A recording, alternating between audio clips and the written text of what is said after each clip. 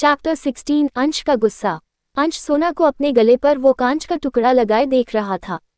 ये करते हुए सोना के अंदर बिल्कुल भी डर नहीं था। वो अपनी लाल हो चुकी आंखों से अपने सामने खड़े उस काली गहरी आंखों वाले राक्षस को घूर रही थी। उसने अपनी लड़खड़ाती जुबान में कहा, आपकी होने से बेहतर हम अपनी जान लेना पसंद करेंगे मिस्टर अंश रायजादा। आप एक राक्षस हैं और हमें एक राक्षस की पत्नी बनना मंजूर नहीं।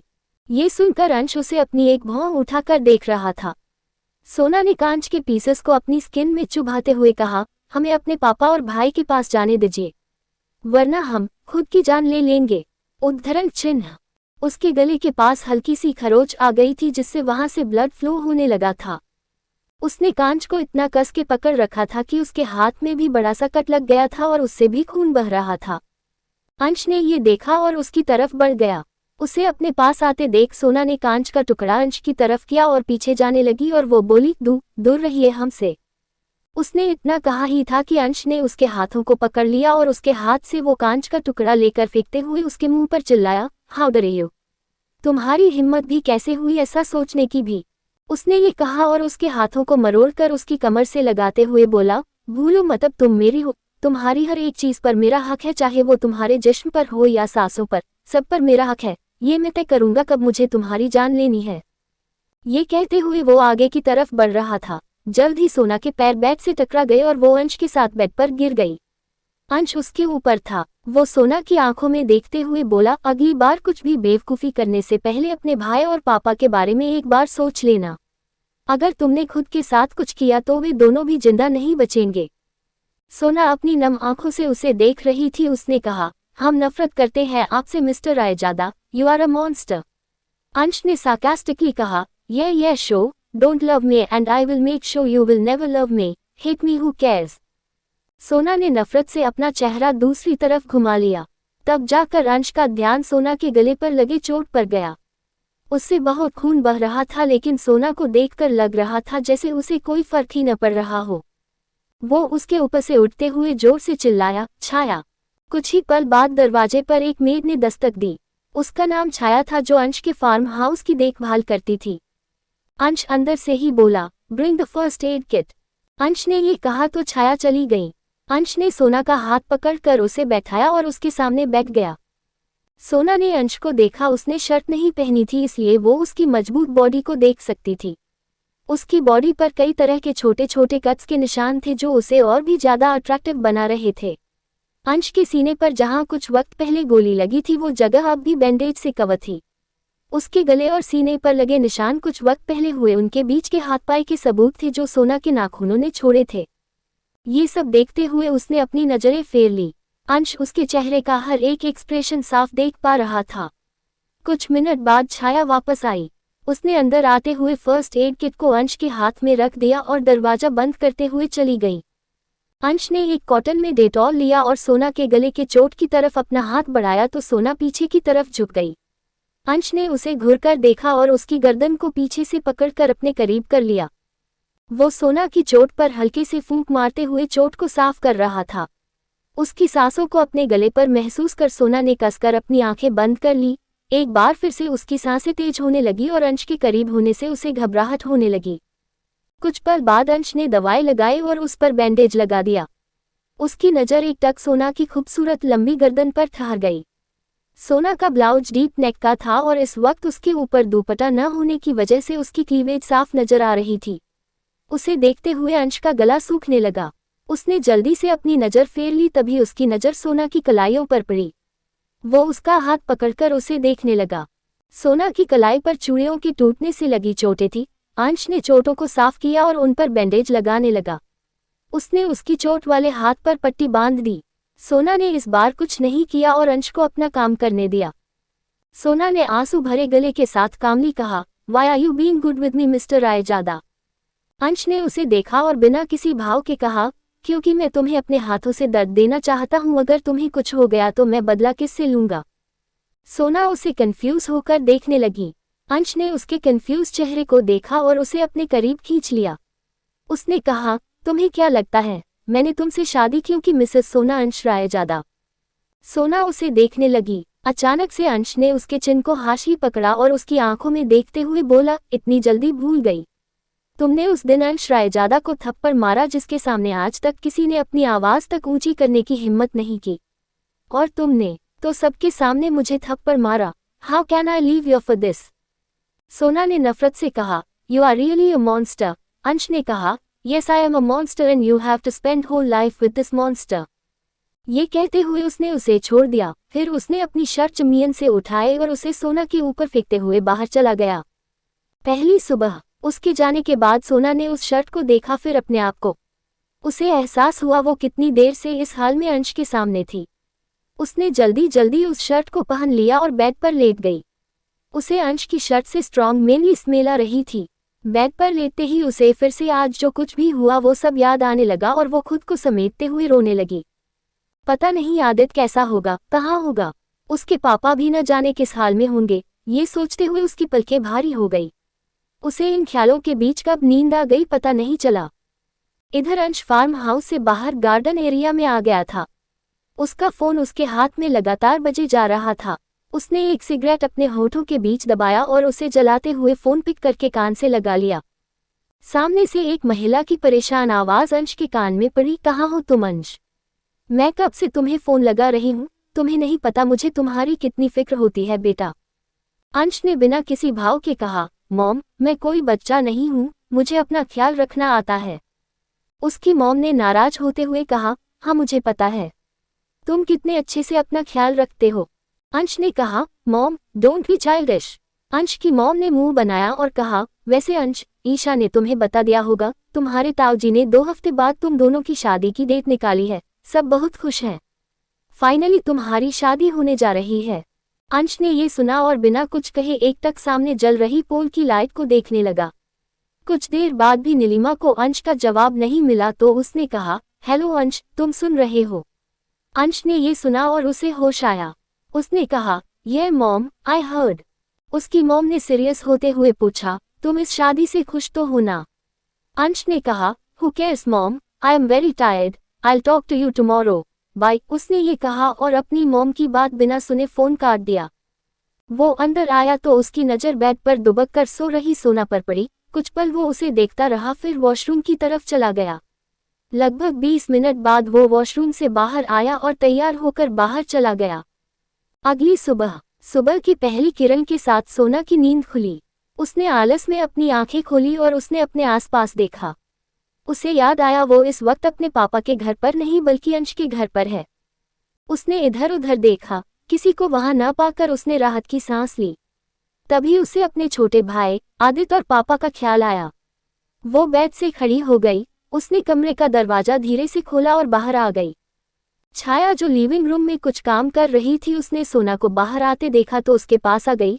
अब तक घर में सबको पता चल गया था कि वो लड़की जिसे पहली बार वे लोग अंश के साथ देख रहे थे वो कौन थी। छाया ने अपना सर झुकाते हुए कहा, गुड मॉर्निंग मॉम। सोना ने कुछ भी नहीं कहा। छाया ने उसे ऊपर से नीचे तक देखा और कहा, मॉम, सर ने आपके लिए कपड़े रूम में रखवाए थे, आप प्लीज चेंज करके आइए, मैं ब्रेकफास्ट रेडी कर देती हूँ। तब जाकर सोना को ध्यान आया उसने कल रात अंश की शर्ट पहनी थी और वो अब भी उसी में है। वो शर्ट उसके घुटनों तक आ रही थी। उसने इधर उधर देखा, कुछ मेड्स उसे ही देख रही थी। उसने शर्ट के कोने को पकड़कर नीचे खींचा और एम्बैरेस्ड फील करते हुए कहा, हाँ हम अभी आते हैं। उसने ये कहा और सीधे कमरे में भाग गई। अंश उसे कुछ दूर पर बैठा देख रहा था। कुछ देर बाद वो एक सुंदर सी लाइट ब्लू कलर की साड़ी पहने बाहर आई। उसके हाथों में कल रात के अंश के लगाए बैंडेज अब भी वैसे ही थे। उसने सुहाग की कोई निशानी नहीं पहनी थी और उसका चेहरा मुरझाया हुआ था। वो अपनी खाली आंखों से सबको देखते हुए नीचे आई। उसने देखा अंश सोफे पर बैठा फोन में कुछ कर रहा है। उसके कान में ब्लूटूथ लगा हुआ था, ऐसा लग रहा था वो किसी से बात कर रहा था। सोना अपने पापा और भाई के पास जाना चाहती थी, इसलिए वो सीधा उसके पास आ गई। अंश ने अपना सर ऊपर करके सोना को देखा और वो कुछ देर उसे देखता रहा। सोना उससे कुछ कहने को थी कि अंश ने अपनी ठंडी आवाज में कहा, finally you wake up, go and make my breakfast. सोना ने उसे कंफ्यूज होते हुए देखा और कहा, जी ब्रेकफास्ट कोट। अंश ने उसे आंखें छोटी करके देखा और बॉसी एटीट्यूड में बोला, I want my breakfast in 10 minutes. सोना इधर उधर देखने लगी। उसने पूछा, किचन कहाँ है? छाया ने उसे किचन का डायरेक्शन बताया। सोना किचन में आई तो देखा वहां का शेफ उसे देखकर अपना सर झुकाते हुए पीछे हट गया। सोना किचन में तो आ गई थी लेकिन उसे समझ नहीं आया वो क्या बनाए। उसने कहा, अब हम क्या बनाएं? शेफ ने पोलाइटली कहा, मैम, सर यूजुअली ऑमलेट और टोस्ट के साथ जूस लेना पसंद करते हैं। सोना ने कहा, बताने के लिए शुक्रिया। उसने अपनी साड़ी को कमर में अटकाया और छाया से एक एक सामान मांगने लगी जिसकी उसे जरूरत थी। कुछ ही वक्त में टेस्टी सा नाश्ता तैयार हो गया। उसने नाश्ता अंश को सर्व किया। वो उसके पास खड़ी हो गई। अंश ने नाश्ते की प्लेट को देखा। नाश्ते से बहुत अच्छी स्मेल आ रही थी। अंश ने सोना को देखा और कहा, तुमने इसमें कुछ मिलाया तो नहीं? सोना ने उसे हैरानी से देखा और अपना सर नहीं में हिलाने लगी। अंश ने नाश्ते का एक बाइट लिया। नाश्ता इतना टेस्टी बना था कि उसे समझ नहीं आ रहा था वो उससे क्या कहे। कुछ देर चबाने के बाद उसने अपना सर हिलाते हुए टिश्यू लिया और अपने मुंह का खाना उसमें निकलते हुए बोला, इट्स टू सॉल्टी। सोना जो कब से उसे कुछ कहना चाहती थी वो कुछ कहने को थी कि अंश की बात सुनकर उसका मुंह बन गया। अंश ने टिश्यू से अपने हाथ साफ किए और खड़ा हो गया। एक मेड ने उसे ओवरकोट ला कर दिया तो वह उसे पहनते हुए बाहर जाने लगा लेकिन सोना की आवाज ने उसे रोक दिया, सुनिए, हमें आपसे बात करनी है। अंश रुक गया लेकिन पीछे मुड़कर देखना जरूरी नहीं समझा। सोना उसके सामने आकर खड़ी होते हुए बोली, हमें पापा और छोटे से मिलना है। उद्धरण चिन्ह रायजादा परिवार। सोना के कहने से कि उसे उसके पापा और उसके भाई से मिलना है, अंश उसे घूरने लगा। सोना ने धीरे से कहा, हमें उनसे मिलना है, हमें उनकी फिक्र हो रही है।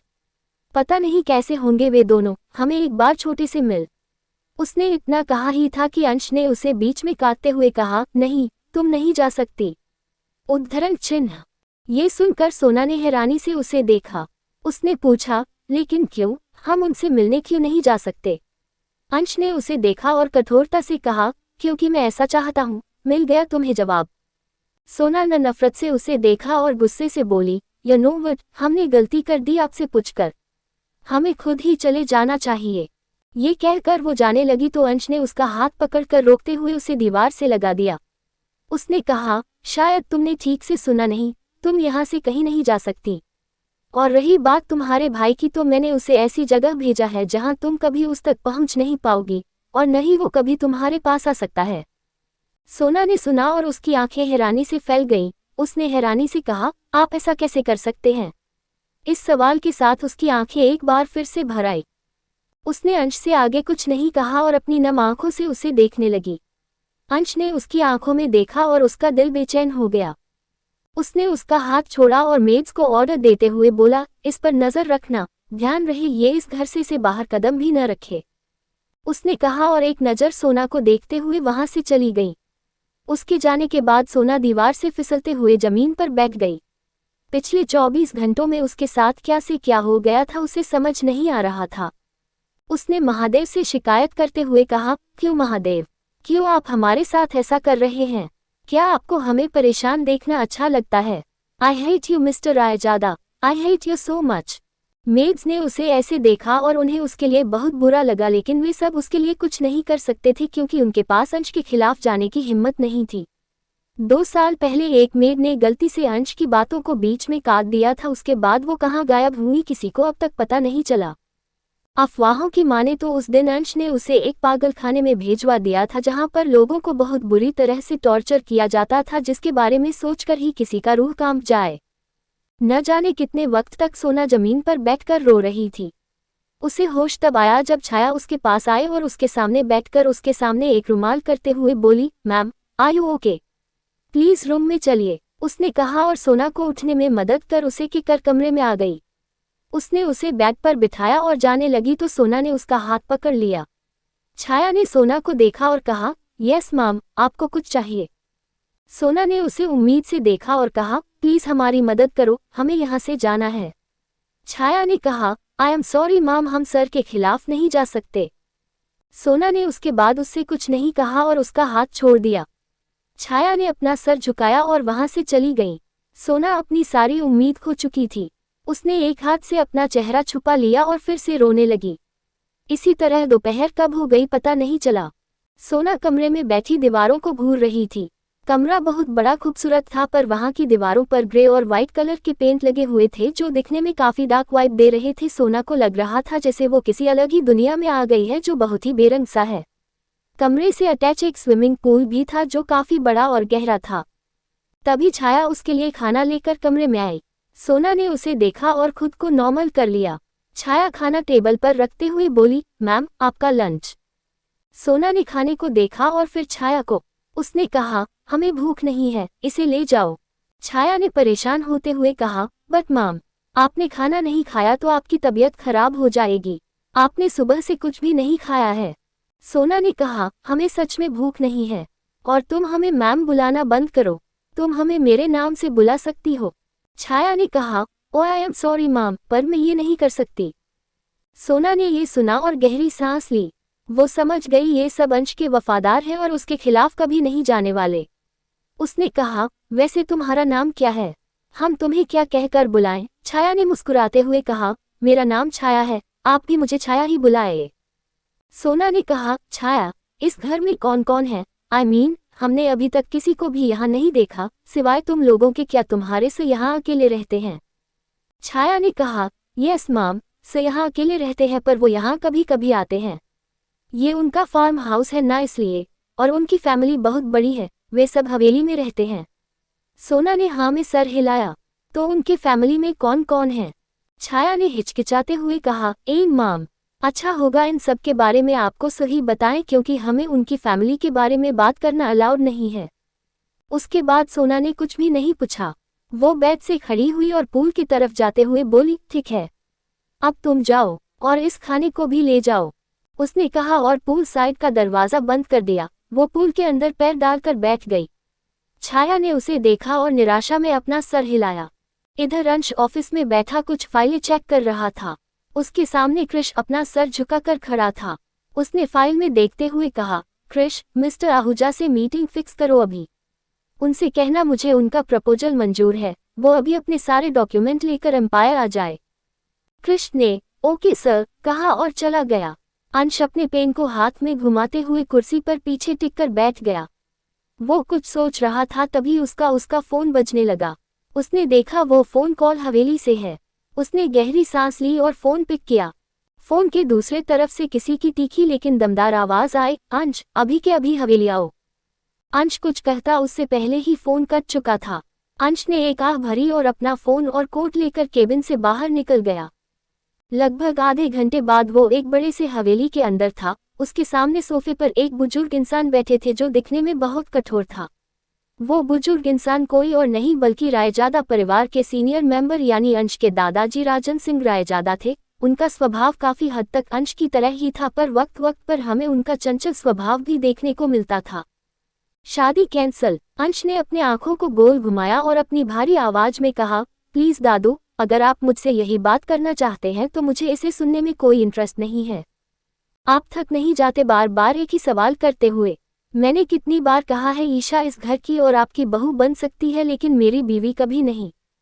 राजन सिंह ने उसे घूरकर देखा और कहा, क्या अब हम तुमसे सवाल भी नहीं कर सकते? इतने बुरे दिन आ गए हैं क्या हमारे कि अब हमने तुमसे बात करने के लिए भी इंतजार करना पड़ेगा? उन्होंने मुंह बनाते हुए आगे कहा, हमारी तो किसी को कोई फिक्र ही नहीं है। अब तुम लोग इतने बड़े हो गए हो कि हमारी बात सुनना तो दूर हमारे बारे में सोचते भी नहीं। अब तो महादेव से बस इतनी ही प्रार्थना है कि वो जितनी जल्दी हो सके हमें इस दुनिया से उठा ले, क्योंकि अब यहाँ हमारी किसी को कोई कद्र नहीं रही। उसने कहा और अपने सीने पर हाथ रख लिया। अंश ने ये देखा और अपनी मॉम को देखने लगा जो कुछ दूर पर खड़ी उनकी बातें सुन रही थी। अंश की मॉम मिसेज नीलिमा रायजादा एक 55 साल की एलिगेंट महिला थी। उसकी मॉम ने उसे चुप रहने का इशारा किया। राजन सिंह इसी तरह अंश से अपनी शिकायत करना शुरू हो गए। नीलिमा ने बात को बढ़ते देखा तो उनके पास आते हुए बोली, बाऊ जी, आप अब शांत हो जाइए, नहीं तो आपकी तबीयत खराब हो जाएगी। राजन सिंह ने अपने सीने पर हाथ रखे हुए ही कहा, बहू तुम अपने बेटे को समझा दो, वो हमसे जुबान न लड़ाया करे। हम उसके दादाजी हैं, हमारी कोई तो इज्जत करे। देखो हमें फिर से दिल में दर्द होने लगा है इसकी बातें सुनकर। अंश ने कहा, दादू, मुझे पता है आप नाटक कर रहे हैं, इसलिए आप अपना ये नाटक बंद कीजिए। मेरे पास आपके जितना फालतू वक्त नहीं है ये बेकार का ड्रामा देखने के लिए। मैं आज बहुत बिजी हूँ, मैं चलता हूँ। ये कहकर जाने लगा तो एक लड़की की बहुत प्यारी सी आवाज आई, भाई आपकी ब्लैक कॉफी। अंश रुक गया और अपनी बहन को देखने लगा। वो कोई और नहीं बल्कि शिवी थी। अंश ने उसे देखा और उसकी आंखें सॉफ्ट हो गई। उसने कहा, आज मैं बहुत बिजी हूँ शिवी, मैं तुमसे शाम को मिलता हूँ।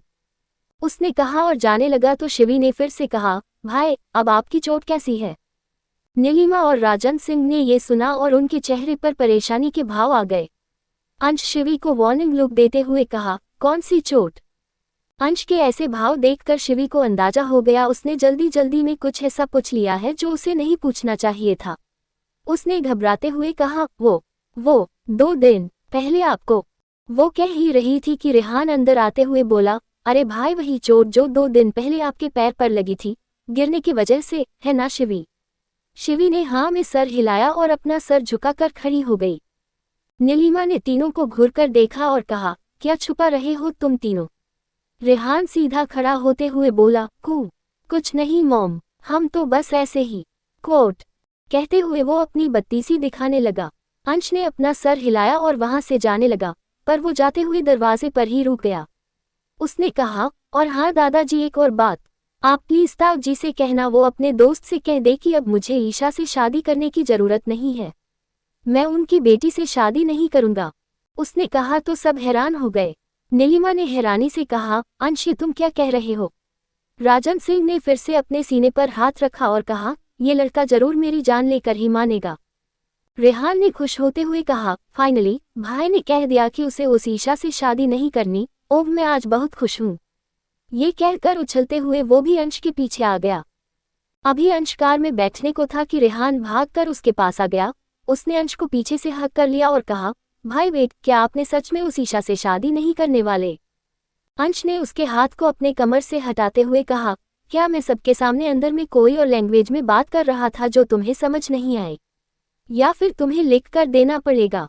रेहान ने कहा, नहीं भाई, बस मुझे यकीन नहीं हो रहा कि आप सच में अपनी शादी उस बेवकूफ लड़की से तोड़ रहे हैं। वो आपके लायक ही नहीं थी। उसने कहा और अपना मुंह बनाया। अंश ने रेहान की बातों पर अपना सर हिलाया और कार के अंदर आकर बैठ गया। रेहान उसके पीछे कार में बैठते हुए बोला, लेकिन भाई ताऊ जी का क्या।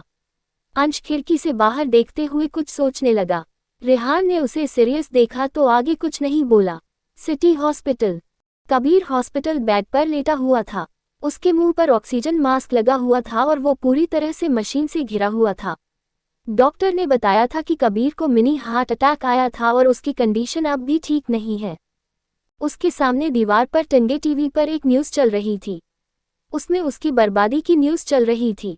अंश ने जैसा कहा था उसने वैसा ही किया था। कबीर की आंखों के सामने कंपनी और उसका घर नीलाम हो रहा था और कबीर कुछ भी नहीं कर पा रहा था। मीरा जो कब से उस न्यूज़ को देख रही थी वो फ्रस्ट्रेट होकर एक्यू से बाहर आई। उसने गुस्से से किसी को फ़ोन मिलाया और उस पर चिल्लाते हुए बोली, रायजादा साहब आपने कहा था आप हमारे घर और कंपनी को कुछ नहीं करोगे अगर आपने उस 2 टके की लड़की से शादी कर ली तो। अब आप अपनी बातों से मुकर रहे हैं, आप ऐसा कैसे कर सकते हैं। सामने से किसी की भारी आवाज आई, जुबान संभालकर मिसेज शाह। अब वो 2 टके की लड़की मेरी बीवी है, अंश रायजादा की बीवी। इसलिए उसके बारे में कुछ भी बकवास करने से पहले 1000 बार सोच लेना। और रही बात शाह कंपनी और घर की तो ये मैंने पहले ही क्लियर कर दिया था कि मुझे ज़्यादा होशियार लोग पसंद नहीं और तुम्हारे पति ने मुझे धोखा देकर होशियार बनने की कोशिश की, इसलिए अब उसका अंजाम तो भुगतना पड़ेगा ही। ये कहकर उसने फ़ोन काट दिया। शादी कैंसल। अंश ने अपने आंखों को गोल घुमाया और अपनी भारी आवाज में कहा, प्लीज़ दादू, अगर आप मुझसे यही बात करना चाहते हैं तो मुझे इसे सुनने में कोई इंटरेस्ट नहीं है। आप थक नहीं जाते बार बार एक ही सवाल करते हुए। मैंने कितनी बार कहा है ईशा इस घर की और आपकी बहू बन सकती है लेकिन मेरी बीवी कभी नहीं।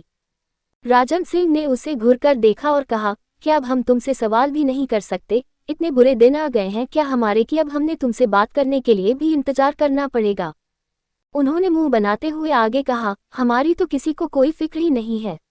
अब तुम लोग इतने बड़े हो गए हो कि हमारी बात सुनना तो दूर हमारे बारे में सोचते भी नहीं। अब तो महादेव से बस इतनी ही प्रार्थना है कि वो जितनी जल्दी हो सके हमें इस दुनिया से उठा ले, क्योंकि अब यहाँ हमारी किसी को कोई कद्र नहीं रही। उसने कहा और अपने सीने पर हाथ रख लिया। अंश ने ये देखा और अपनी मॉम को देखने लगा जो कुछ दूर पर खड़ी उनकी बातें सुन रही थी। अंश की मॉम मिसेज नीलिमा रायजादा एक 55 साल की एलिगेंट महिला थी। उसकी मॉम ने उसे चुप रहने का इशारा किया। राजन सिंह इसी तरह अंश से अपनी शिकायत करना शुरू हो गए। नीलिमा ने बात को बढ़ते देखा तो उनके पास आते हुए बोली, बाऊजी, आप अब शांत हो जाइए, नहीं तो आपकी तबीयत खराब हो जाएगी। राजन सिंह ने अपने सीने पर हाथ रखे हुए ही कहा, बहू तुम अपने बेटे को समझा दो, वो हमसे जुबान न लड़ाया करे, हम उसके दादाजी हैं, हमारी कोई तो इज्जत करे। देखो हमें फिर से दिल में दर्द होने लगा है इसकी बातें सुनकर। अंश ने कहा, दादू मुझे पता है आप नाटक कर रहे हैं, इसलिए आप अपना ये नाटक बंद कीजिए। मेरे पास आपके जितना फालतू वक्त नहीं है ये बेकार का ड्रामा देखने के लिए, मैं आज बहुत बिजी हूँ, मैं चलता हूँ। ये कहकर जाने लगा तो एक लड़की की बहुत प्यारी सी आवाज आई, भाई आपकी ब्लैक कॉफी। अंश रुक गया और अपनी बहन को देखने लगा। वो कोई और नहीं बल्कि शिवी थी। अंश ने उसे देखा और उसकी आंखें सॉफ्ट हो गई। उसने कहा, आज मैं बहुत बिजी हूँ शिवी, मैं तुमसे शाम को मिलता हूँ। उसने कहा और जाने लगा तो शिवी ने फिर से कहा, भाई अब आपकी चोट कैसी है। नीलिमा और राजन सिंह ने ये सुना और उनके चेहरे पर परेशानी के भाव आ गए। अंश शिवी को वार्निंग लुक देते हुए कहा, कौन सी चोट।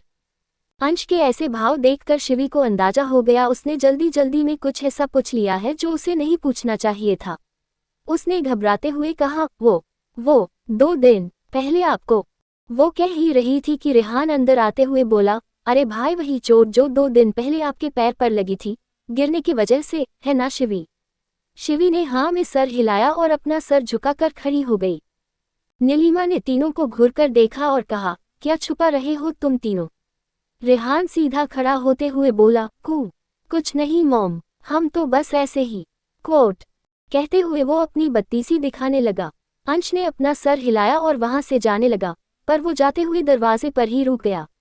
उसने कहा, और हाँ दादाजी एक और बात, आप प्लीज ताऊ जी से कहना वो अपने दोस्त से कह दे कि अब मुझे ईशा से शादी करने की जरूरत नहीं है, मैं उनकी बेटी से शादी नहीं करूंगा। उसने कहा तो सब हैरान हो गए।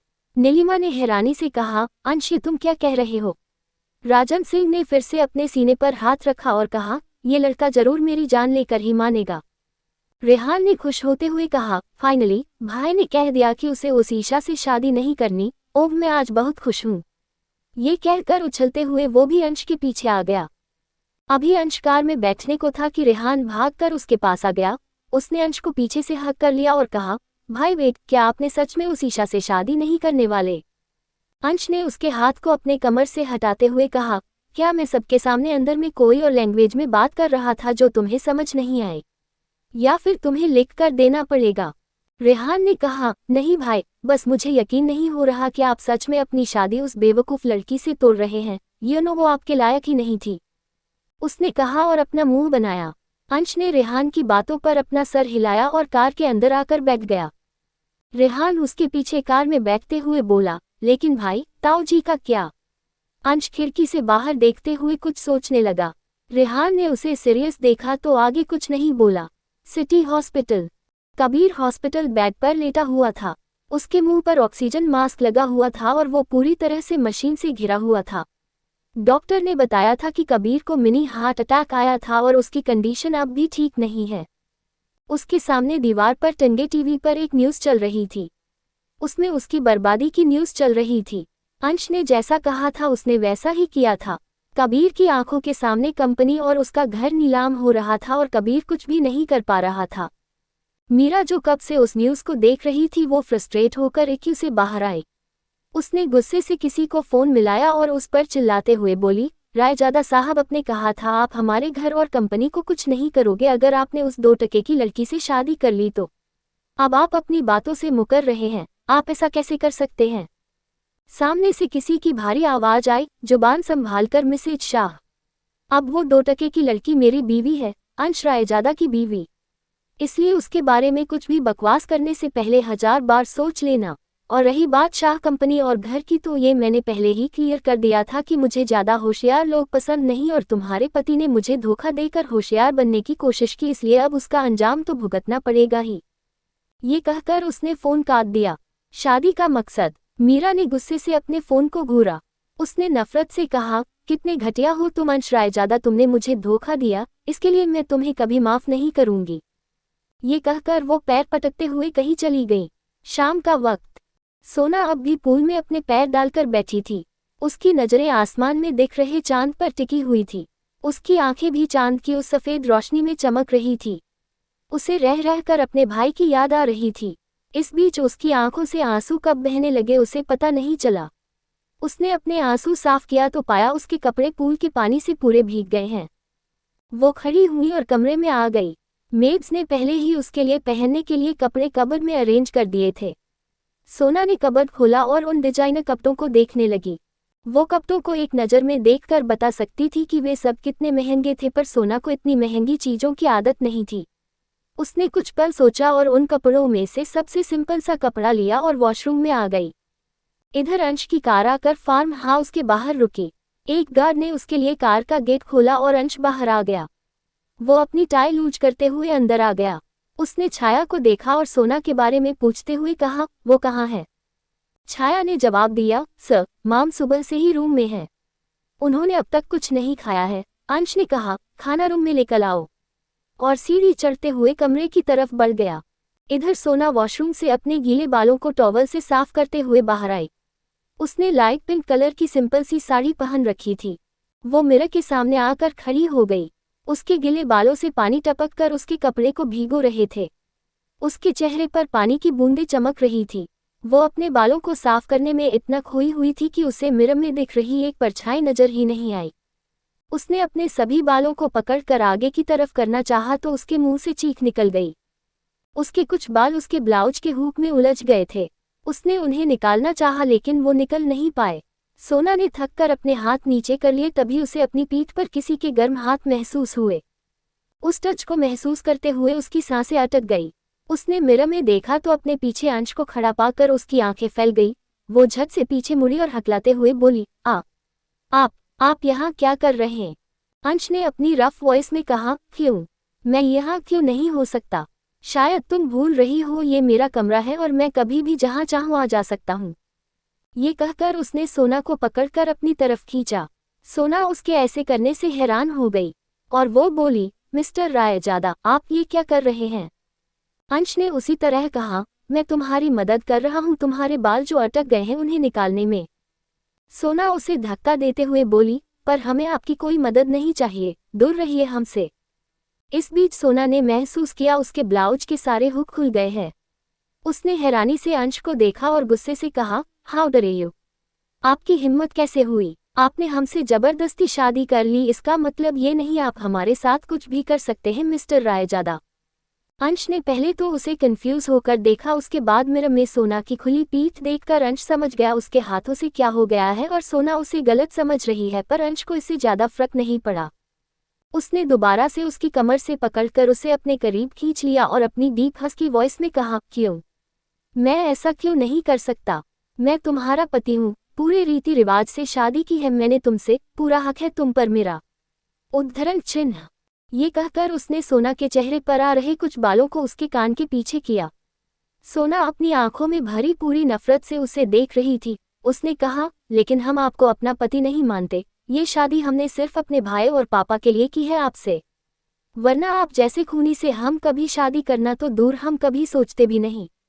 अंश ने ये सुना और उसका जबड़ा कस गया और साथ ही उसकी पकड़ सोना की कमर पर भी कस गई। उसने कहा, खूनी? हाँ, मैं खूनी हूँ, राइट? सोना ने तेज आवाज में कहा, जी हाँ, आप एक खूनी हैं और आपका दिल भी पत्थर का है। आपको लोगों के इमोशन की कोई परवाह नहीं है, आपको सिर्फ खुद से मतलब है। अंश ने अचानक से उसके बाल को अपनी मुट्ठी में भींच लिया और उसके चेहरे को देखते हुए बोला, बहुत अच्छे से जान गई तुम मुझे इस एक दिन में हम, पर अफसोस अब कुछ भी नहीं हो सकता क्योंकि मैं ऑलरेडी तुम्हारा पति हूँ। ये कहकर उसने सोना के होठों पर अपने होठ रख दिए और उसे किस करने लगा। सोना अपने हाथों की मुट्ठी बनाकर उसके सीने पर मारते हुए स्ट्रगल करने लगी, लेकिन अंश इतना स्ट्रॉन्ग था कि सोना उसे कुछ भी नहीं कर पा रही थी। उसने थक हार कर स्ट्रगल करना बंद कर दिया। अंश ने ये महसूस किया और उससे दूर हट गया। उसने सोना को देखा। उसका चेहरा सांस ठीक से ना पाने की वजह से लाल हो गया था और वो तेज सांसें ले रही थी। उसके लिप्स पर कट का निशान था जिससे हल्का खून बह रहा था।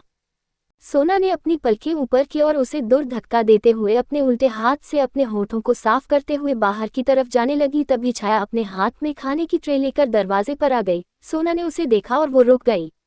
छाया ने कहा, सर, डिनर इज हियर। अंश ने उसे बिना देखे कहा, उसे टेबल पर रखो और जाओ यहाँ से। छाया ने खाने को टेबल पर रखा और चली गई। सोना उसके पीछे जाने लगी तो अंश ने उसका हाथ पकड़ लिया और उसे लगभग सोफे पर धकेलते हुए बोला, अब चुपचाप यहाँ बैठो, कोई नखरे नहीं। ये कहकर वो अपने शर्ट की स्लीव्स को ऊपर चढ़ाते हुए उसके पास बैठ गया। उसे अपने पास देखकर सोना सोफे से उठने लगी तो अंश ने उसका हाथ पकड़कर उसे अपनी तरफ खींचा, जिससे सोना सीधा उसकी गोद में बैठ गई। ये महसूस करके कि वो इस वक्त कहाँ बैठी है, उसकी आंखें फैल गई। वो उठने को हुई तो अंश ने उसकी कमर पर अपनी पकड़ बना ली। वो उसके ब्लाउज के हुक से खेलते हुए बोला, तुम क्यों मुझे बार बार अपने साथ जबरदस्ती करने के लिए मजबूर करती हो? क्या तुम्हें एक बार में मेरी बात समझ नहीं आती? हम उद्धरण चिन्ह। उसने ये कहकर एक एक करके सोना के ब्लाउज के हुक लगा दिए। सोना इस बार चुपचाप बैठ गई। अंश ने उसे शांत देखा तो चम्मच से खाना लेकर उसके मुंह के आगे कर दिया। सोना ने कंफ्यूज होकर अंश को देखा। अंश ने खाने की तरफ इशारा किया तो सोना ने चुपचाप उसे खा लिया। उसे खाना खाता देखकर अंश के होठों पर तिरछी स्माइल आ गई। कुछ देर बाद सोना ने लगभग पूरा खाना खा लिया। अंश ने देखा सोना के होठों पर चावल का दाना लगा हुआ था।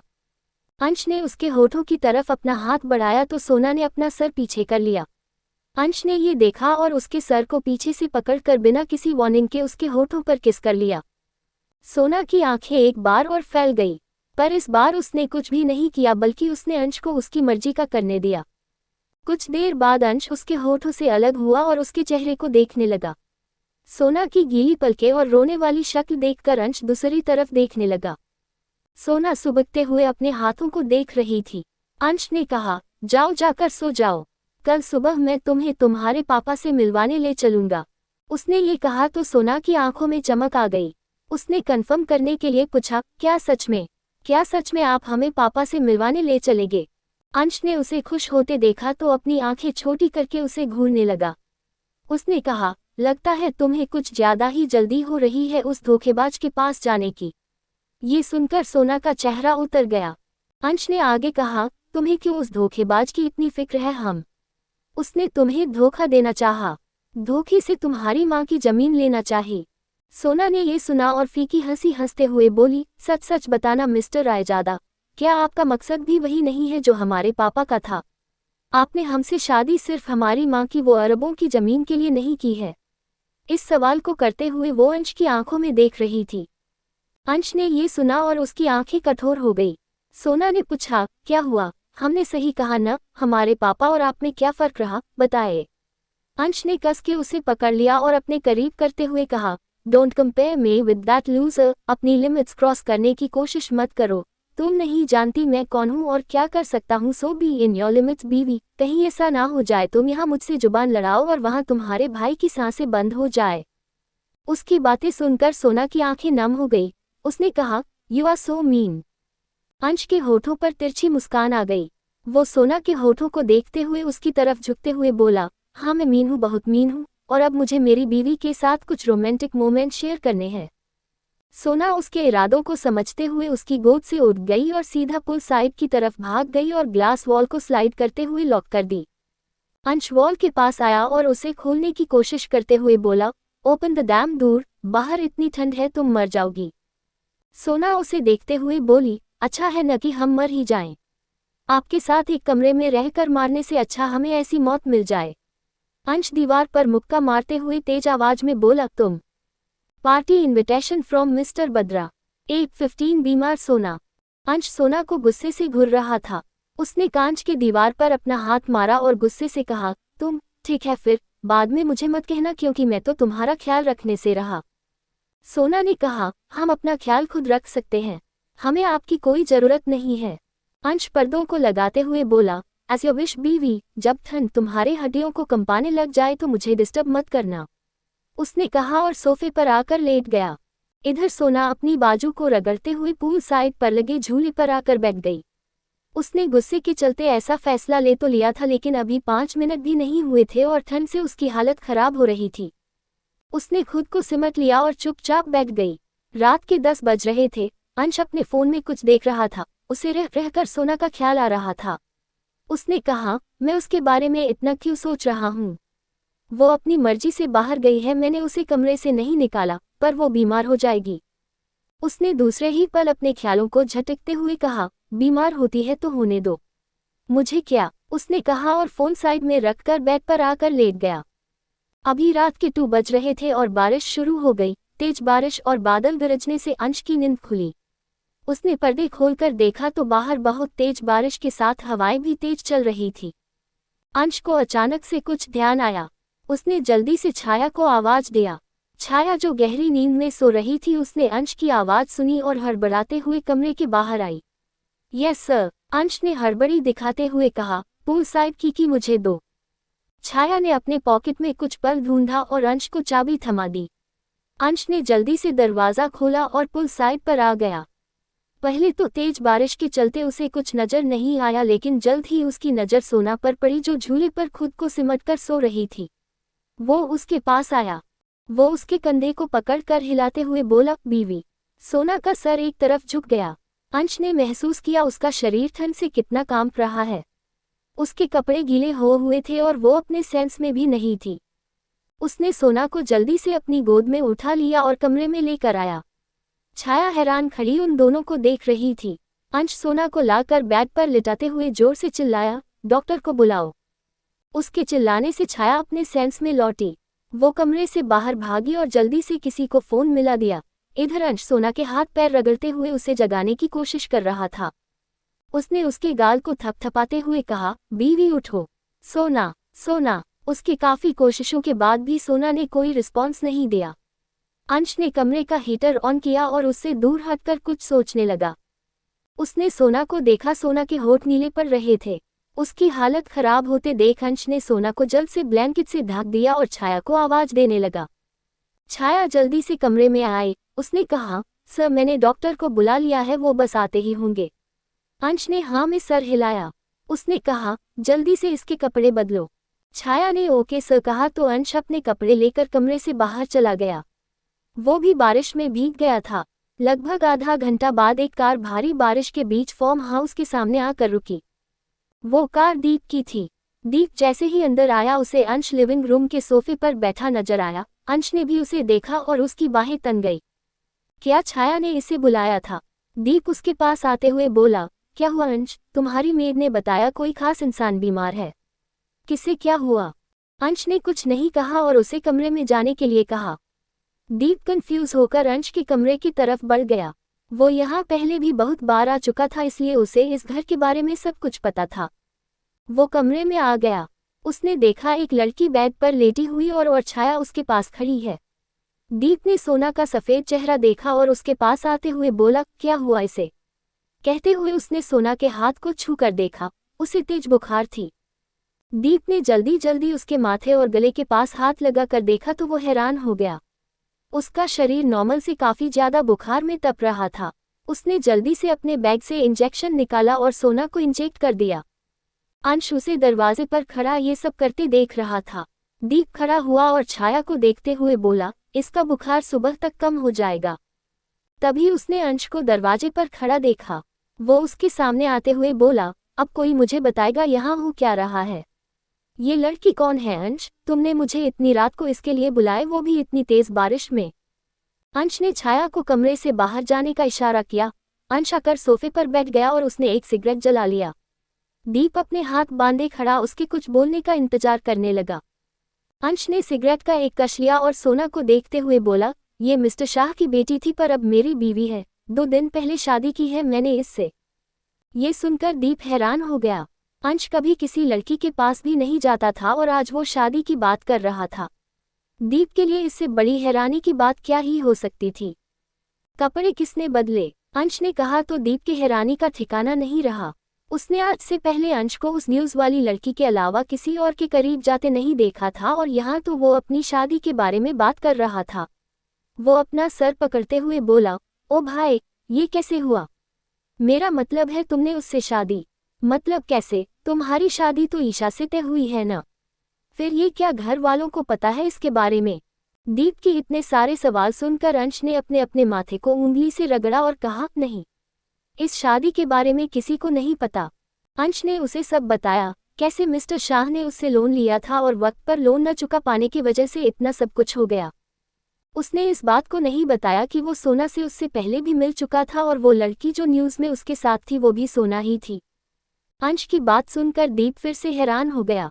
उसने कहा, इसका मतलब तुमने इसका साथ जबरदस्ती शादी की? तुम ऐसा कैसे कर सकते हो अंश? अंश ने उसका कोई जवाब नहीं दिया। दीप ने कहा, अच्छा ये छोड़, अब ये बता इसे इतना बुखार कैसे आया?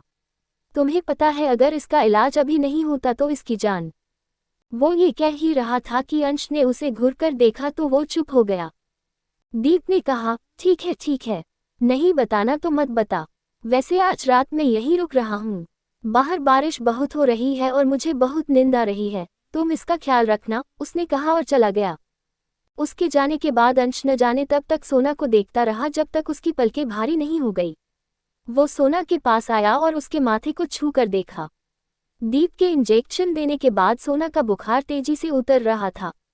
वो सोना को अपनी बाहों में भरते हुए उसके बगल में लेट गया। उसने अपनी आंखें बंद की और एक लंबी सांस ली जिससे सोना की वो एडिक्टेड नेचुरल खुशबू उसकी सांसों में घुलने लगी। अगली सुबह सोना की आंखें खुली। उसे अपने ऊपर कुछ भारी सा एहसास हुआ। उसने अपनी आंखें घुमाकर नीचे देखा तो उसकी सांसें तेज हो गई। अंश उसकी गर्दन के पास अपना सर रखकर आराम से सो रहा था। उसकी गर्म सांसें सोना की स्किन से टकरा रही थी जिससे सोना को अपने अंदर अजीब सी घबराहट महसूस हुई। उसने अंश के कंधे को पकड़ा और उसे अपने ऊपर से धक्का देने लगी। उसके ऐसे करने से अंश की आंखें भी खुल गई। उसने आलस से अपना सर ऊपर करके सोना को देखा। सोना उसे खा जाने वाली नजरों से घूर रही थी। उसने उसी तरह अपना हाथ सोना के माथे पर रखा तो सोना उसके हाथ को झटकते हुए बोली, ये आप क्या कर रहे हैं? हटिए हमारे ऊपर से, उसने कहा और अंश को धक्का देकर बेड से उठ गई। अचानक से उसे अपने पैरों पर ठंडी हवा महसूस हुई। तब जाकर उसे एहसास हुआ कि उसने क्या पहन रखा है। कल रात में जब अंश की छाया को सोना के कपड़े बदलने के लिए कहा था तब छाया ने जल्दबाजी में सोना को अंश का ब्लैक शर्ट पहना दिया था। सोना अपने शर्ट को नीचे खींचते हुए अंश से घबराते हुए बोली, हाँ, हम तो कल पूल साइड में थे ना, हम यहाँ कैसे आए और हमारे कपड़े? कहते हुए उसकी आंखों में आंसू आ गए। उसने अंश को डिसबिलीफ में देखा। उसे लगा अंश ने उसके साथ कुछ किया है। उसने गुस्से से कहा, आपने किया ये? आप ऐसा कर भी कैसे सकते हैं? आपने बिना हमारी मर्जी के हमें हाथ लगाया। आप खुद को समझते क्या हैं? कहते हुए वो बेड पर आ गई और अंश के सीने पर मारने लगी। सोना की हरकतों पर अंश को गुस्सा आने लगा। उसने सोना के दोनों हाथों को पकड़ा और उसे बेड पर नीचे कर उसके ऊपर आते हुए तेज आवाज में बोला, shut up, just shut up. तुम कल रात ठंड से कांप रही थी। अगर मैं तुम्हें कमरे में नहीं लाता और तुम्हारे कपड़े नहीं बदले होते तो तुम ठंड में मर जाती। तुम मेरा एहसान मानने की जगह मुझ पर चिल्ला रही हो। उद्धरण चिन्ह। सोना ने उसे अपनी नम आंखों से देखा। अंश ने उसी तरह कहा, और तुम अपने दिमाग के घोड़े दौड़ाना थोड़ा कम करो। अगर मुझे तुम्हारे साथ कुछ करना ही होता तो मैं तुम्हें दर्द में देखना पसंद करता, न कि इस तरह तुम्हारी बेहोशी में फायदा उठाता, समझी तुम? ये कहते हुए वो सोना को देखने लगा। सोना की आंखों से आंसू बहकर उसके हाथ पर गिरने लगे। अंश को उसकी नीली आंखों में आंसू देखकर अजीब सा एहसास हो रहा था। अचानक से उसके दिल में क्या आया, उसने सोना के माथे को चूम लिया। उसके गर्म होठों के एहसास पाकर सोना ने अपनी आंखें बंद कर ली। अंश ने ये देखा और उसकी गीली पलकों पर अपने होठ रख दिए। सोना धीरे धीरे सुबकने लगी। अंश ने उसे देखा। वो अभी उसे देख ही रहा था कि दीप कमरे का दरवाजा खोलकर अंदर आते हुए बोला, अंश, मुझे तुमसे कुछ बात करना है, क्या तुम फ्री? वो ये कह ही रहा था कि उसकी नज़र अंश और सोना पर पड़ी जो एक दूसरे के बहुत करीब बेड पर थे। दीप जल्दी से पीछे मुड़ गया और बोला, आई एम सॉरी, मैं गलत वक्त पर आ गया, उसने कहा और कमरे से बाहर चला गया। अंश ने एक नज़र सोना को देखा और उसके ऊपर से उठते हुए बाहर चला गया। सोना भी उठकर बैठ गई। उसने खुद को गले से लगाया और सुबकने लगी। पता नहीं इस अंश की प्रॉब्लम क्या है, जब देखो तब सोना को परेशान करता रहता है। ब्यूटीफुल भाभी। अंश दीप के साथ लिविंग रूम में बैठे बातें कर रहा था। दीप ने सीरियस फेस के साथ कहा, अंश, तुमने अपनी शादी के बारे में सबसे क्यों छुपा रखा है? तुम्हें उसके बारे में घर पर बता देना चाहिए। तुम जानते हो ना, घर वालों के लिए ये कितनी बड़ी बात है। सब तुम्हारी शादी ईशा से करवाना चाहते हैं और तुम जानते हो ना ईशा कैसी है। अगर उसे पता चल गया कि तुम उसे धोखा दे रहे हो तो वो पागल हो जाएगी। अंश ने उसे घूरकर देखा। उसने बिना किसी भाव के कहा, क्या मतलब मैं उसे धोखा दे रहा हूँ? तुम जानते हो मैं उससे शादी कभी नहीं करना चाहता था। मैं सिर्फ उसे ताऊ जी की वजह से अब तक झेल रहा था, पर अब और नहीं। और रही बात इसे सबसे मिलवाने की, तो सही वक्त आने के बाद मैं उसे घर वालों से जरूर मिलवाऊंगा। उद्धरण चिन्ह। दीप ने उसकी बातों पर एक आह भरी। उसने कहा, देख अंश, तुम्हें जो भी करना है जल्दी करना पड़ेगा। एक बार अगर ताऊ जी वापस आ गए तो वो तुम्हारी शादी किसी भी हाल में ईशा से करवा कर ही मानेंगे। अंश ने कुछ भी नहीं कहा। दीप ने टॉपिक बदलते हुए कहा, वैसे तुम आज रात मिस्टर मल्होत्रा की पार्टी में आ रहे हो ना? वो तुम्हारे खास बिजनेस क्लाइंट में से एक हैं और उन्होंने खास तुम्हें इनवाइट किया है। अंश ने हाँ में सर हिलाया। तभी छाया उनके लिए कॉफी लेकर आई। अंश ने उसे देखा और सोना के बारे में पूछते हुए बोला, उसने नाश्ता किया? छाया ने कहा, नो सर, अभी उनका नाश्ता तैयार हो रहा है। अंश ने हाँ में सर हिलाया और इंस्ट्रक्शन देते हुए कहा, ठीक है। उसे कमरे में ही नाश्ता करवा देना और दवाई भी दे देना। छाया ने ओके सर कहा। अंश कुछ और भी कहता उससे पहले दीप सीढ़ी की तरफ देखते हुए बोला, वो आ गई तो उसे डायरेक्ट ये सब क्यों नहीं कहता? ये कहकर वो मुस्कुराते हुए सोफे से खड़ा हो गया। अंश ने पीछे मुड़कर नहीं देखा, बल्कि वो दीप को घूरने लगा जो सोना को देखकर बहुत एक्साइटेड हो रहा था। सोना उसे कंफ्यूज होकर देखते हुए सीढ़ी से नीचे आई। बीमार होने की वजह से उसका चेहरा सफ़ेद और मुरझाया हुआ था। उसने लाइट ब्लू कलर का सूट पहना था और उसके लंबे बाल चोटी में गूंथे हुए थे। वो बहुत सिंपल लेकिन सुंदर लग रही थी। दीप जल्दी से उसके पास आते हुए बोला, हेलो ब्यूटीफुल, मेरा नाम दीप है। मैं आपके पति यानी अंश का सबसे अच्छा दोस्त हूँ और फैमिली डॉक्टर हूँ। आप मुझे दीप बुला सकती हो। कोट। सोना ने अचानक से उसे अपने सामने देखा तो उसने अपने कदम पीछे कर लिए। दीप ने मुस्कुराते हुए कहा, अरे आप डर क्यों रही हैं? मैं आपके पति जितना डरवाना राक्षस नहीं हूँ। आप मेरे साथ खुलकर बात कर सकती हैं। दीप ने कहा तो सोना ने उसे हैरानी से देखा। कोई तो उसे मिला जो उसके सामने अंश की बुराई कर सकता है। सोना ने पहले दीप के हाथ को देखा और हिचकिचाते हुए अपना हाथ आगे किया तो दीप ने जल्दी से उसका हाथ पकड़ लिया और वो बोला, nice to meet you and आप काफी ब्यूटीफुल लग रही हो। सोना ने उसे जल्दबाजी करते देखा तो अपना हाथ पीछे खींच लिया। उसने अपनी स्वीट सी आवाज में कहा, हमें भी आपसे मिलकर खुशी हुई। हमारा नाम सोना है। उद्धरण चिन्ह।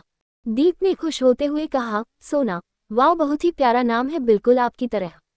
उसने आगे कहा, वैसे आपकी तबीयत अब कैसी है? सोना ने पोलाइटली कहा, जी अब हम ठीक है। पूछने के लिए शुक्रिया। ओ, इसमें शुक्रिया कहने वाली कोई बात नहीं है। I am happy to see that you are well. Deep ने इतना कहा ही था कि उसे अपने ऊपर किसी की घूरती हुई नजर महसूस हुई। दीप ने उस तरफ देखा तो पाया अंश उसे अपनी काली गहरी आंखों से ऐसे घूर रहा है जैसे वो अभी उसे कच्चा निगलने वाला हो। अंश कब से अपने बेस्ट फ्रेंड और अपनी बीवी को बातें करते देख रहा था। दीप ने हकलाते हुए कहा, तुम मुझे ऐसे क्यों घूर रहे हो? मैं तो बस भाभी को कॉम्प्लीमेंट दे रहा था। मैं तुम्हारा दोस्त हूँ यार। अब मैं इससे बात भी नहीं कर सकता क्या? अंश ने सीधे से कहा, नहीं, तुम उससे बात नहीं कर सकते। अच्छा होगा तुम इससे दूर रहो। सोना ने ये सुना और कुछ सोचने लगी। उसने उन्हें देखा और सोचते हुए किचन में आ गई। उसे किचन में देखकर वहां काम कर रही एक शेफ ने फिक्र जताते हुए कहा, मैम, आप यहाँ क्यों आए? हमने आपका नाश्ता बस तैयार कर ही दिया है। आपकी तबीयत खराब है तो आपको रेस्ट करना चाहिए। अगर सर ने ये देख लिया कि आप किचन में हैं तो हमारी नौकरी चली जाएगी। सोना अपना सर हिलाते हुए बोली, हमारी तबीयत अब बिल्कुल ठीक है, इसलिए आप फिक्र मत कीजिए, आपकी नौकरी को कुछ नहीं होगा। दूसरी मेड ने कहा, बट मैम। वो कह ही रही थी कि सोना ने बीच में बात काटते हुए कहा, कोई बात नहीं, हमें अपना काम खुद ही करना अच्छा लगता है। वैसे भी यहाँ हमारे पास करने के लिए कुछ नहीं है। ये कहकर वो उदास हो गई। उसे अपने भाई की फिर से याद आने लगी। जब से अंश ने कहा था कि आदित्य उससे बहुत दूर चला गया है तब से सोना उसके लिए बहुत परेशान हो गई थी। उसे पता था ये काली गहरी आंखों वाला राक्षस उसे कहीं बाहर जाने देने वाला नहीं था। सोना की बात सुनकर किसी ने भी दोबारा कुछ नहीं कहा। उसने अपने दुपट्टे को कमर में बांधा और नाश्ता बनाने में उनकी मदद करने लगी। सोना नाश्ता बनाने में इतनी बिजी हो गई कि उसे पता नहीं चला किचन में काम कर रहे लोग कब का उसे अकेला छोड़कर बाहर चले गए। सोना ने बहुत सारे पराठे बनाए और आटे का कंटेनर ऊपर रखने लगी, लेकिन उसकी हाइट इतनी नहीं थी कि वो काउंटर तक पहुंच पाती। वो अपने पंजों पर खड़ी होकर कंटेनर को ऊपर रखने की कोशिश करने लगी। जब कई कोशिश करने के बाद भी उससे कुछ नहीं हुआ तो उसने कहा, छाया हमारी मदद करो। आटे का डिब्बा। तभी किसी ने उसकी कमर से पकड़कर उसे ऊपर उठा दिया और सोना उस आटे के कंटेनर को ऊपर रखने लगी। उसने कहा, बस थोड़ा सा और। उसे फिर से किसी ने ऊपर उठाया। उसने कंटेनर को काउंटर पर रखा और अपना हाथ झाड़ते हुए बोली, हो गया। तब जाकर उसे एहसास हुआ कि वो हवा में लटक रही है। उसने नीचे देखा और उसकी आंखें फैल गईं। अंश ने उसे कमर से पकड़कर हवा में उठा रखा था। वो हड़बड़ा गई। इसी बीच अंश सोना को संभाल नहीं पाया और वे दोनों जमीन पर गिर गए। सोना अंश के ऊपर थी और अंश सोना के नीचे। सोना ने डर से कस के अपनी आंखें बंद कर ली और अंश उसके घबराए चेहरे को एकटक देख रहा था। वो घबराई हुई किसी बिल्ली के बच्चे की तरह लग रही। तभी अंश ने देखा आटे का कंटेनर ठीक से न रखे होने की वजह से गिरने वाला है। उसने जल्दी से रिएक्ट करते हुए सोना को लेकर पलटने लगा, लेकिन उसका बैड लक था। वो कंटेनर सीधा आकर अंश की पीठ पर लगकर खुल गया, जिससे कंटेनर का आटा उन दोनों पर फैल गया। वे दोनों ऐसे लग रहे थे जैसे किसी ने दोनों को पाउडर से नहला दिया हो। अंश सोना को बहुत बुरी तरह से घूर रहा था। एक तो उसने उसकी मदद की और ऊपर से उसे चोट भी आ गई। सोना की आंखों में आटा चले जाने की वजह से उसे कुछ भी ठीक से दिखाई नहीं दे रहा था। तभी उन दोनों को किसी के हंसने की आवाज आई। अंश ने देखा दीप दीवार से टिककर खड़ा था और उन दोनों को देखते हुए अपना पेट पकड़कर हंस रहा है। अंश सोना से दूर हुआ और दीप को अपनी गुस्साई नजरों से देखने लगा। दीप ने उसकी हालत पर हंसते हुए कहा, अंश तुम तो पूरे के पूरे शमशान घाट से निकले हुए भूत लग रहे हो। सोना भी जैसे तैसे खड़ी हुई और अपनी आंखों से आटे को साफ करने लगी। अंश ने दीप को घूर कर देखा और बाहर जाने लगा। तभी उसने देखा रेहान घर के अंदर आ रहा है। वो रेहान को इग्नोर करके कमरे में जाने लगा, लेकिन रेहान ने आवाज देते हुए उसे रोक दिया, भाई आपको क्या हुआ? आप ऐसे सफेद पाउडर में नहाए हुए क्यों हैं और आप किचन में क्या कर रहे थे? वो ये कह ही रहा था कि सोना भी अपनी आंखें टिश्यू से साफ करते हुए बाहर आ रही थी। रेहान ने उसे देखा और उसकी आंखें कंफ्यूजन में फैल गई। उसने कहा, अब ये कौन है? ये भी पाउडर से नहाई हुई है। वो कभी अंश को देखता तो कभी अपने सामने सफेद पाउडर में लिपटी सोना को। सोना का चेहरा साफ नजर नहीं आ रहा था, पर वो उसकी नीली आंखों को साफ देख पा रहा था। सोना भी उसे अपनी बड़ी बड़ी पलकें झपकाते हुए देख रही थी। अंश रेहान को इग्नोर करते हुए जाने लगा तो दीप अपनी हंसी कंट्रोल करते हुए रेहान के पास आया और उसके कंधे पर हाथ रखते हुए बोला, ओ रेहान, तुम गैस करो क्या हुआ होगा। अगर तुम जान जाओगे तो तुम भी मेरे जैसे हंसते हंसते पागल हो जाओगे। ये कहते हुए वो हंसने लगा।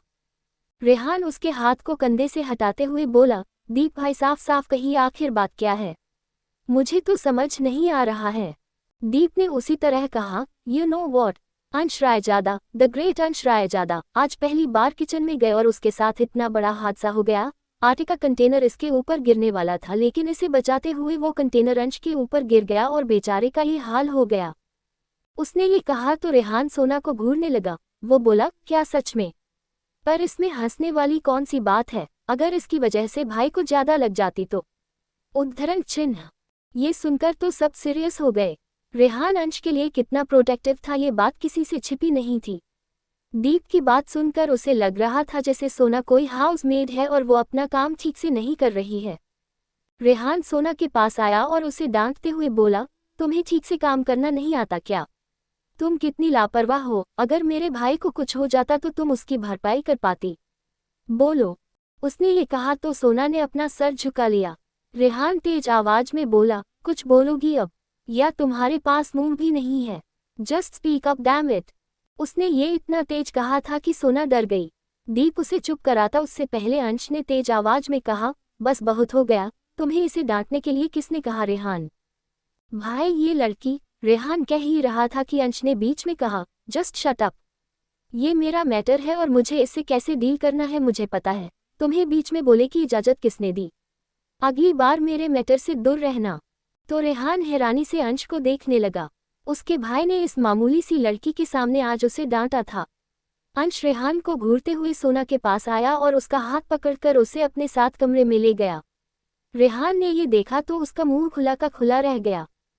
उसने हैरानी से कहा, दी दीप भाई, वो लड़की कौन है जिसके लिए भाई ने मुझे डांटा? मुझे? अपने छोटे भाई को? उसने ऐसे कहा जैसे उसे यकीन ही न हो कि वो उसका वही भाई है जिसने आज तक उसकी हर बचकानी हरकतों को माफ किया था। दीप ने कहा, रेहान तुम्हें उससे इस तरह बात नहीं करनी चाहिए थी, उसे कितना बुरा लगा होगा यार। रेहान ने कहा, लेकिन भाई ये लड़की कौन थी? पहले तो इसे यहाँ नहीं देखा और सबसे बड़ी बात, अंश भाई ने उसकी साइड ली। रेहान के इतने सारे सवाल सुनकर दीप ने उसके कंधे पर हाथ रखा और उसे डाइनिंग टेबल की तरफ ले जाते हुए बोला, अब ये तो तुझे अंश ही बताएगा कि वो उसे अपने साथ क्यों ले गया, पर तुम्हें उससे सॉरी कहना चाहिए। रेहान ने कहा, कभी नहीं। इधर अंश ने सोना को कमरे में लाकर उसका हाथ झटके से छोड़ा। सोना कुछ कहती उससे पहले अंश उस पर बरसते हुए बोला, What happened to your mouth? क्या तुम गूंगी हो? Where is your deafness? वैसे तो हर वक्त तुम्हारी जुबान कैंची की तरह मेरे आगे चलती रहती है। तुम हर वक्त मुझे जवाब देती हो, तो आज क्या हो गया है? अगर कोई तुम्हारी डिसरिस्पेक्ट कर रहा है तो तुम उसे जवाब नहीं दे सकती। अंश का गुस्सा। सोना हैरानी से अंश की डांट सुन रही थी। उसने कहा, हम उनसे क्या कहते मिस्टर रायजादा, वो आपके भाई हैं ना? आपने ही तो हमें हमारी लिमिट में रहने के लिए कहा था, इतनी जल्दी भूल गए आप? अंश ने उसके हाथ को पकड़कर अपने पास खींचते हुए गुस्से से बोला, तुम कब से मेरी बात मानने लग गई हो? पहली बार तुमसे मिलकर मुझे लगा था तुम इस तरह की लड़की नहीं हो जिसे चुपचाप तमाशा देखना पसंद हो। तुम लोगों के हक के लिए लड़ती थी, पर मुझे लगता है मैं गलत था। तुम तो सिर्फ एक भीगी बिल्ली हो जिसे मुसीबत देखकर भागना आता है। सोना उससे बहस करते हुए बोली, अगर ऐसा है तो आप हमें अकेला छोड़ क्यों नहीं देते मिस्टर रायजादा? क्यों आप इस भीगी बिल्ली के साथ पूरी जिंदगी रहना चाहते हैं? क्यों आपने हमें इस जगह पर कैद करके रखा है? वैसे भी उन्होंने जो भी कहा हमसे कहा, आपको इतना फर्क क्यों पड़ रहा है? अंश अपनी पकड़ उसके हाथ पर कसते हुए बोला, मुझे कितनी बार कहना पड़ेगा कि तुम सिर्फ मेरी हो, अगर कोई तुम्हें कुछ कहता है तो वो मुझे भी इफेक्ट करता है। उद्धरण चिन्ह। सोना दांत पीसते हुए बोली, for God sake mister Raizada, I am not your property, I am not heartless like you, and I belong to me, I own myself. और हाँ, आपने मुझे जबरदस्ती शादी की है, I am just your forced wife, इसके अलावा और कुछ नहीं। अंश ने ये सुना और उसके होठ किनारे से उठ गए। वो उसकी आंखों में देखते हुए बोला, तो तुम इस बात को मानती हो कि तुम मेरी बीवी हो, इस वजह से मेरा तुम पर पूरा हक है, राइट? तो सोना की आंखें बड़ी हो गई। उसे एहसास हुआ उसने अभी अभी खुद को उसकी वाइफ कहा था। वो अपना सर नहीं में हिलाने लगी। अंश ने कहा, don't deny the fact that I am your husband, you belong to me, only me. उसके साथ ही उसने सोना के होठों को चूम लिया। कुछ देर बाद वो उससे अलग हुआ और उसके कांपते होठों को अंगूठे से सहलाते हुए बोला, अब इस बात को अपने दिमाग में बैठा लो कि जो कुछ तुम्हारा है वो मेरा है, वरना मेरे पास तुम्हें याद दिलाने के और भी कई तरीके हैं। ये कहकर वो उसे छोड़कर वॉशरूम में चला गया। सोना अपनी नम आंखों से बंद दरवाजे को देख रही थी। उसने अपने आंसू साफ किए और खुद से कहा, आप हर बार हमें ब्लैकमेल नहीं कर सकते मिस्टर रायजादा। और पूल साइड बिना किसी भाव के देखने लगी। कुछ देर बाद अंश बाहर आया। उसकी नज़र सोना पर पड़ी जो खोए हुए ढंग से बेड से टिककर जमीन पर बैठी हुई थी। अंश ने उसे एक नज़र देखा और बिना कुछ कहे तैयार होकर नीचे चला गया। अंश को नीचे आता देख रेहान ने फिर से अपना मुंह फुला लिया। दीप ने उसे ऐसे देखा तो आह भरते हुए बोला, अब छोड़ भी यार रेहान, कितने नखरे करेगा? लड़कियों से ज्यादा तो तेरे नखरे हैं। रेहान ने उसी तरह मुंह फुलाए हुए कहा, दीप भाई, आप नहीं समझेंगे मैं इस वक्त क्या फील कर रहा हूँ। अंश भाई ने आज मुझे सबसे ज्यादा हर्ट किया। भाई ने एक लड़की के लिए मुझे डांटा।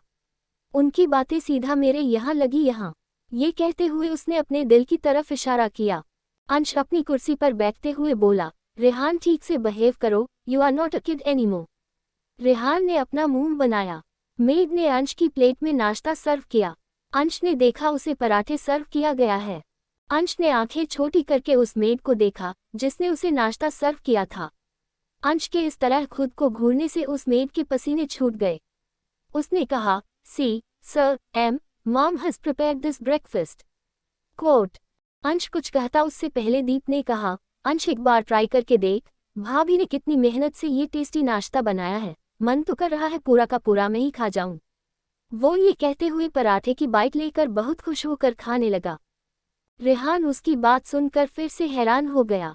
उसके मुंह से निकला, वाह भाभी। दीप उसके सर पर हल्का सा मारते हुए बोला, तू अब भी नहीं समझा बुद्धू। रेहान ने उसे घूर कर देखा। दीप उसे समझाते हुए बोला, तू ही सोच, अंश आज पहली बार किचन में क्यों गया? आप पूछो क्यों? रेहान ने कहा, क्यों? दीप ने उसके सवाल को इग्नोर किया और बोला, उसे छोड़, अब ये सोच कि आज तेरे सबसे प्यारे भाई ने तुझे उस लड़की के लिए डांटा और उसने उसकी साइड भी ली क्योंकि वो लड़की कोई और नहीं। रेहान सब कुछ समझते हुए बोला, मेरी भाभी है। उद्धरण चिन्ह। दीप ने खुश होते हुए कहा, हाँ तू समझा। रेहान ने खुश होते हुए कहा, क्या सच में? सच में वो मेरी भाभी है। भाई आपने बताया नहीं, मैं अभी उनसे मिलकर आता हूँ। उसने ये कहा और सीढ़ी की तरफ भागा। तभी अंश ने तेज आवाज में कहा, स्टॉप इट रेहान, तुम वहां नहीं जाओगे। अगर एक भी कदम आगे बढ़ाया तो मैं तुम्हारी टांगे तोड़ दूंगा।